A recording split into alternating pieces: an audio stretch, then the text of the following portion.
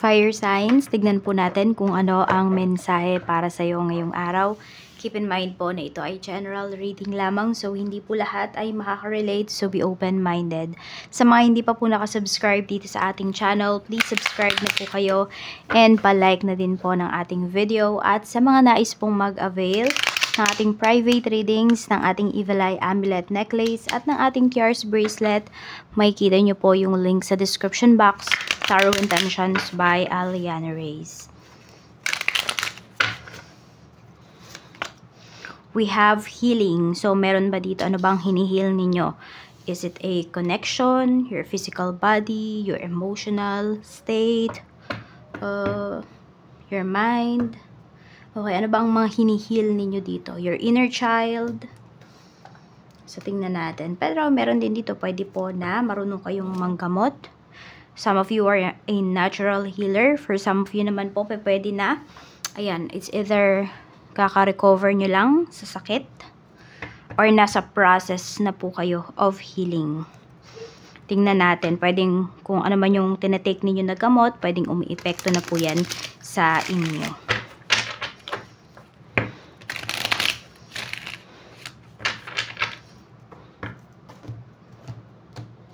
Mensahe po natin kay Fire Signs, Aries, Leo, Sagittarius. Meron tayo ditong 4 of Wands. So, meron dito nga, ano lang kayo, it's either, hindi ko alam kung nasa hospital pa ba yung iba sa inyo, may na-hospital ba dito, or sa bahay lang po kayo nagpapahinga ngayon. Kahit ano man po yan, ayan po, basta kung saan kayo mas relax, ayan po. So, more on, marami dito na fire signs, nasa bahay lamang ngayon. We have 2 of Pentacles. Nag-leave ba kayo? Sick leave yung iba sa inyo. So, ayan po, pwedeng, hindi ko alam kung nagdadalawang isip pa ba yung iba sa inyo, kung babalik pa ba kayo sa work, or babalik na ba kayo sa work. Meron din naman po dito, yung healing na to, pwedeng, meron ba dito kapapanganak lamang, or naoperahan, tipong ganyan. So, ayan po, parang ano ba, tinatansya mo yung katawan mo, kung kaya mo na ba talaga, na pumasok sa trabaho, magpunta ng trabaho. Ayan po. So, kung hindi pa talaga kayo fully recovered at di nyo pa talaga kaya, so, ayan po, syempre, piliin niyo yung health niyo. Tingnan natin. Ano pa yung mensahe? Ilagay na lang natin. Yan.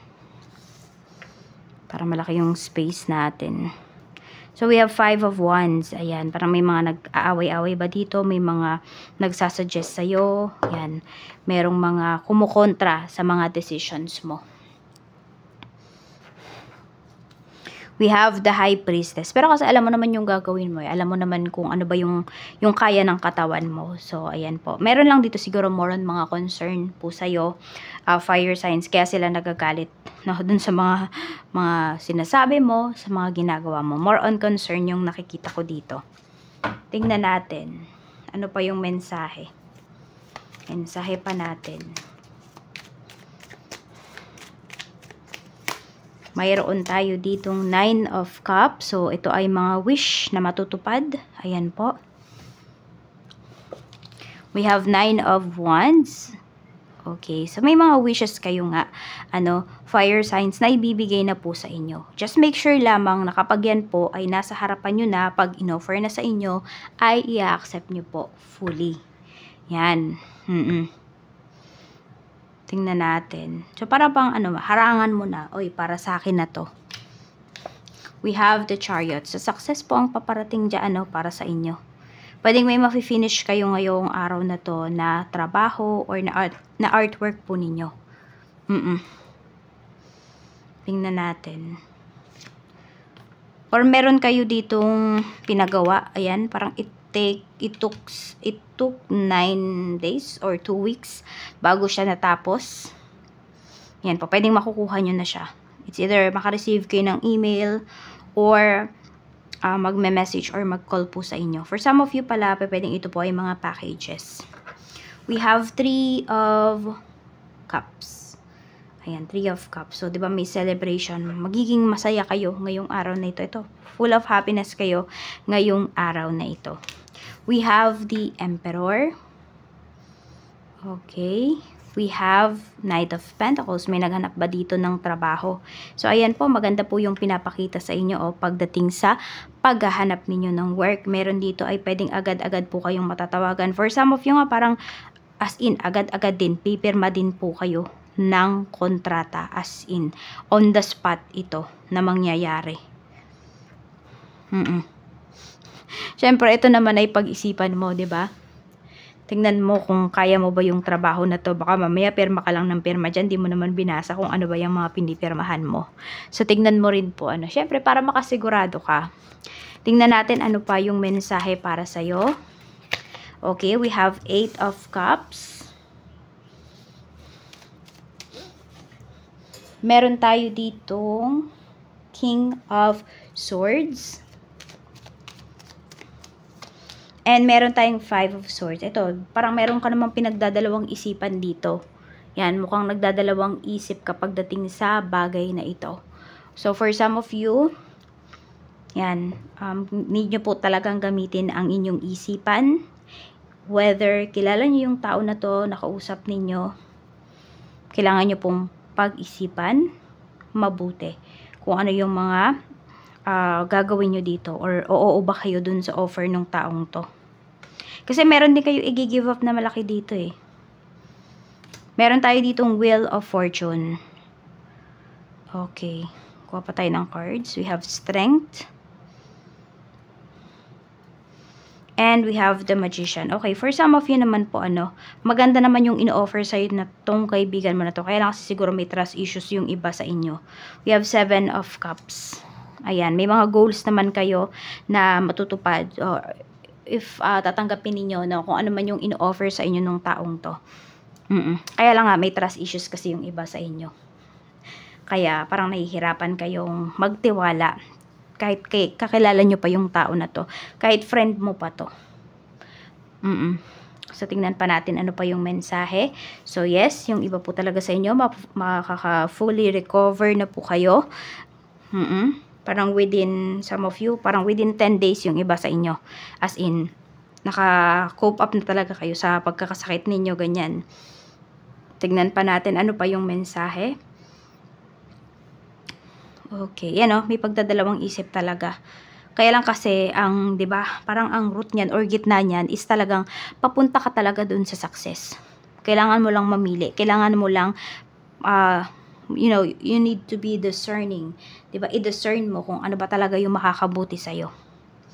Or pwedeng i-scrutinize mo kung ano ba yung mga bagay na yan na kinakaharap mo ngayon. Ano ba yung makakatulong sa'yo. Suriin mong mabuti. For good things naman yung paparating sa'yo dito.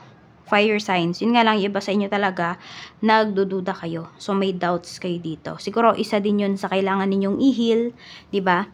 Para makuha nyo talaga fully, yung peak ng inyong career, yung peak ng inyong negosyo, yan, yung kasaganaan, ng inyong mga ginagawa. Tingnan natin, ano pa yung mensahe para sa'yo. Okay. I don't know kung ano ba yung naranasan mo, bakit lagi mong nafe-feel na parang sometimes napapaisip ka, deserve mo ba yung mga nararanasan mong mga good things. Yung iba naman sa inyo, may mga dumarating sa inyo ng mga opportunities, napapa-question kayo, deserve mo ba to? Deserve ko ba to? Ayan. Okay, so ito, yung mga kasamahan mo naman, kung sino man po itong mga makakasama mo, sa trabaho man yan, sa mga negosyo, owner mo, yung kunwari mga ganun. I mean, yung mga kapwa mo, business owner, ganyan.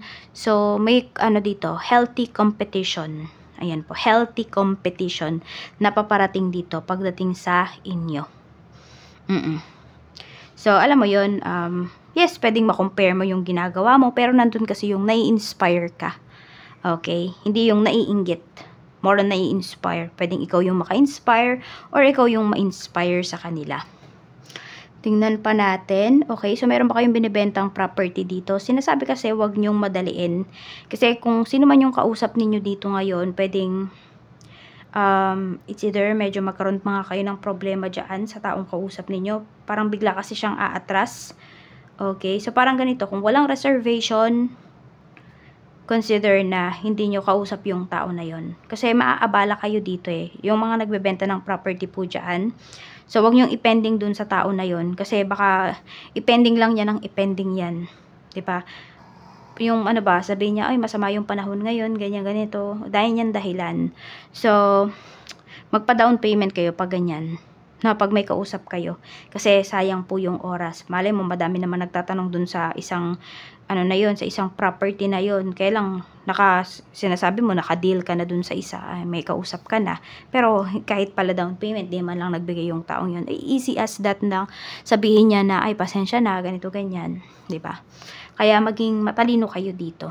Maging wise po kayo para hindi sayang yung oras ninyo.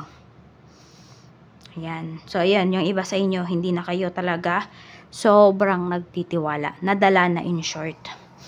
Ayan po, madami kayo ditong mga, ayan, may mag-grocery ba ngayon? Or ano ba tong mga dinidisplay ninyo? Your artwork po ng inyong mga anak. Pwede rin na may mapanalunan kayo dito. Hindi ko alam kung saan ba kayong sumali na mga pag-games, na raffle. So, pwede po na kayo ay manalo. Hindi lang 1 time, 3 times yung nakikita ko dito. Okay? So, ayan lang po. Maraming salamat po sa walang sawang pagsuporta ninyo dito sa aking channel. Mag-iingat po kayo always and more blessings to come.